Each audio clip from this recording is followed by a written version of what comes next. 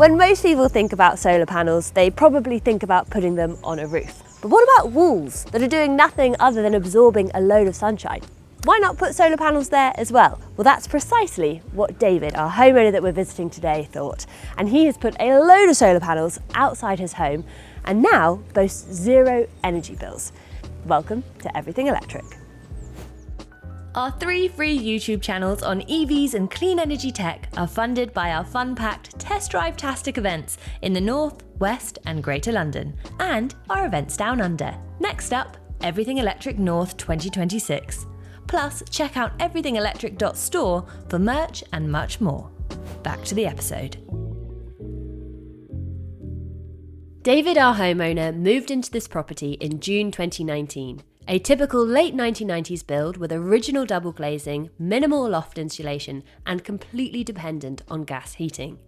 Since then, he has installed 4 kilowatts of solar PV on the roof, a Tesla Powerwall 2 storage battery with a total of 13.5 kilowatt hours of capacity, an extra 20 centimetres of loft insulation, expanded polystyrene bonded bead cavity wall insulation, a second 4 kilowatt solar PV array on the wall, and a Tesla backup gateway, and a Daikin 6 kilowatt heat pump. Sadly, his Mixergy water tank wasn't compatible with this setup and was replaced with a standard hot tank. So tell us about the wall solar, because this is quite unusual and not something we've seen on the show before. How did it come about? So we moved into this house in 2019. There was no solar anywhere. First thing we did was to put solar on the roof, which worked really well because it's south facing. And then for 3 or 4 years, I was looking at that south facing wall. It's just brick. There's nothing else on it. It was getting baked by the sun, every day when it was sunny. And I just thought, surely there's energy and money that can be made by collecting the solar that's landing on that. So after a bit of research, I went ahead and found a company that was willing to undertake the challenge.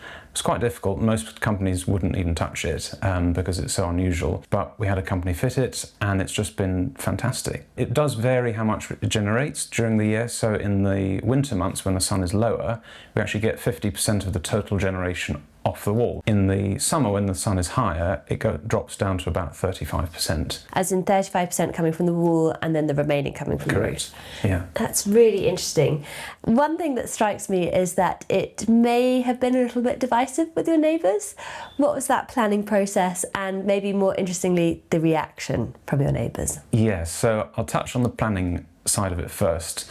Because I knew it would look very obvious, I did contact our local planning department to see what they would say. I described what it would look like. I gave an idea of how big it would be on the wall, and they said absolutely fine, it would be considered permitted development so long as it didn't protrude more than 200 millimetres off the wall, which it wouldn't. So on that basis I went ahead, I didn't need planning, and I installed it.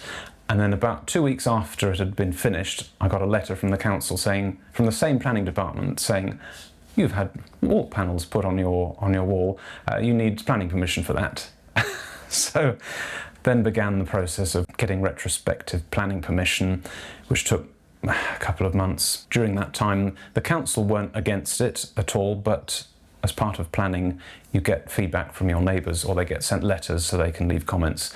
And they weren't particularly positive or supportive about it because of the looks. But ultimately, it was the council's decision to approve it. And they have a climate emergency strategy. And so they wanted to do everything they can to support local residents that are trying to do their bit. Since that planning process, we've had no negative comments at all. And if anything, just inquisitive comments and, wow, I've never seen that before, how well does it work? The answer being really well. When the wall solar was installed, you also got a Tesla backup gateway. I guess 2 questions. 1, what is that precisely? And 2, why did you need it? So with the Powerwall battery on its own, if there's a power cut, ironically, you can't run the house off the battery, which you'd think, well, that's one of the reasons to get a battery. But it's because the battery has the ability to put energy back into the grid as well as draw from it. And by default, without this backup gateway, if it detects a power cut, it just turns itself off. And it's so that when the engineers are repairing the local grid, they don't have batteries pumping energy back into the grid. So that was one reason to get the backup gateway. So now, in the event of a power cut, immediately cuts the house off from the grid, so we can then continue running the house off the Powerwall itself. There are two other reasons to get it at the same time as solar. One is that solar installations at the time were, you only had to pay 5% VAT.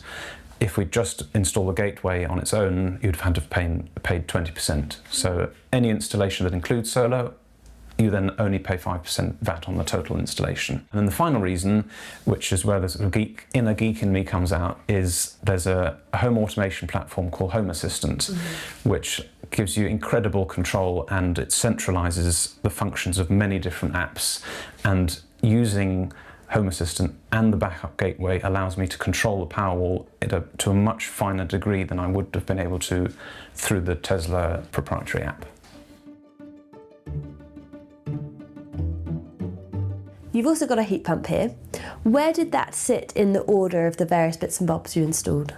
So the heat pump was the last thing that we put in. We only put it in almost a year ago to the day. And it's something I'd been considering for quite a while because we were on a gas boiler. We'd already upgraded our hot water tank to not use the gas boiler for heating, so that was in a purely electric only tank. But it was running with an immersion element, which is only 100% efficient, so quite an expensive way of heating water. The things that initially put me off heat pumps were the cost and the fact that our house is built with microbore copper piping, so 10 millimeters outside diameter, 8 millimeter inner diameter. And I was told by some companies that was too small and that we'd need to have the whole house repiped. It turns out that we didn't, and I can confirm that it works absolutely perfectly. The reason it was also done last is I was just looking around for different quotes, and then Octopus started installing heat pumps a couple of years ago, and we got a very good quote from them, cheaper than most. And I think in hindsight it's because they were quite new in their journey of installing heat pumps, and so they were actually potentially doing loss leader installs just to get pumps installed. So we got a very good price. It took a very long time to get it installed, partly because of planning issues, which I could go into, but also they were just so busy with inquiries. We were waiting months for the engineers to come and do the initial visit. But yeah, we've had it a year and absolutely love it. So no upgrades to radiators or pipework in order to get the heat pump? Radiators, yes. Pipework, no. So they did replace all the radiators in the property because originally the house was designed to run on a gas boiler with a flow temperature of 55, 60 or something. So the radiators were all quite thin. The radiators they replaced them with has allowed us to run a much lower flow temperature. In this kind of mild weather, it's down to mid 30 degrees. If it's really cold, sort of below freezing, it might go up to 40, 45. Your heat pump, I think, is at the front of your property, which is, I'm guessing, where some of those planning headaches came from. Yes, so that was actually where the planning department were happy for it to go in the end. We did initially want it down the side of the property, kind of out of line of sight, out of the way, and we went through the planning process, which involved getting architectural drawings of the whole property, which is quite expensive. We waited 3 months for their opinion, and they said, sorry, that's amenity land, so in this development, it's an area that has to be kept green, and they don't want some industrial-looking block sitting there.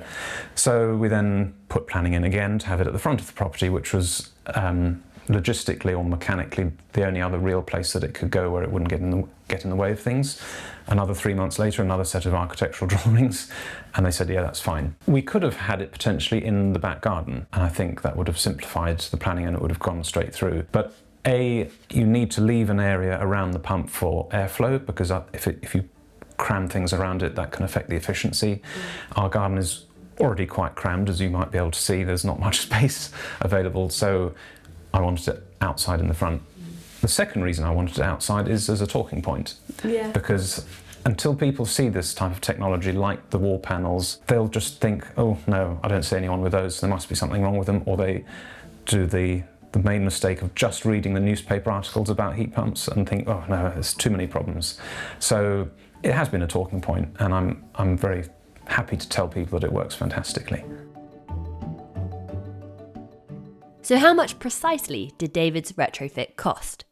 Well, David spent £1,080 on a heat pump as he qualified for the boiler upgrade scheme grant of £7,500. He spent £15,200 on the roof solar, batteries and a Tesla gateway, £5,600 on the wall solar, and just over £2,200 on additional insulation, meaning a grand total of £24,090. No question, a big investment. But what does this mean in terms of payback period? When we actually installed it, I'll just caveat that with saying we didn't install it originally for the payback. We wanted to try and do our bit for the environment. We were in a position to be able to afford the technology. We knew it would pay itself back. That wasn't the real driver behind it. That said, there is a payback period, and if we take that 24,000 figure and compare it to what a property of this size would typically cost in utility bills, which I can only base on some internet research, and the figures I found are around £1,800 that it would typically cost to heat and light and run a property of this size for 2 to 3 occupants. So if you take £1,800 a year, 24,000 investment, it's about 13 years payback period on the basis that we now do not pay utility bills. We're actually being, based on my data, we're being paid £120 a year to run the house, which is nuts. I should mention that we have 2 electric cars as well, which we charge overnight during the off-peak hours. And if you take that into account, it costs us about £275 a year to run the house and charge 2 EVs. And we've done about 22,000 miles in the year. It's just a no-brainer. And if you could offer some real small tidbits of advice to people who are about to begin this process, what would you say? I suppose the overriding thing would need to be your budget. So how much are you willing to spend on this? How long are you going to stay in the home to see that return on investment? We're hoping to stay here for a long time. If we weren't, if it was like our first house, we might not have put that much investment in because we wouldn't have got it back.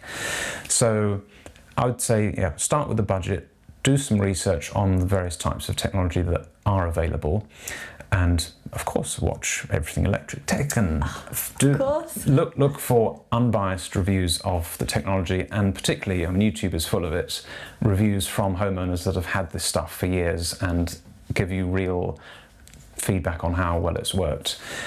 And I suppose my other advice is don't just rely on looking at the media, because there's so little positive coverage of this technology. It's only when things go wrong or someone has a bad experience that it ends up in the media. So don't let that put you off.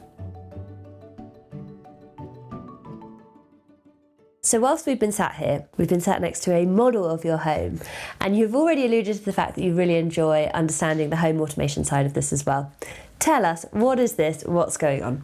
So this is essentially an executive desk toy that I will have in my home office upstairs. And for those familiar with the Tesla Powerwall app, or actually any app that controls or monitors solar and battery usage, there's usually a little picture of a house that shows energy coming and going. And I thought that would be quite fun if I had a physical model of that so I could see, and monitor the data. So yes, this takes the data from Home Assistant and displays it on a number of little LED displays, and there are buttons that allow you to cycle through what each display is showing. I just know that there's going to be so many people in the comments who will put in a request for you to make them a model of their home with all of this information displayed. This is very cool. You're speaking to the right crowd.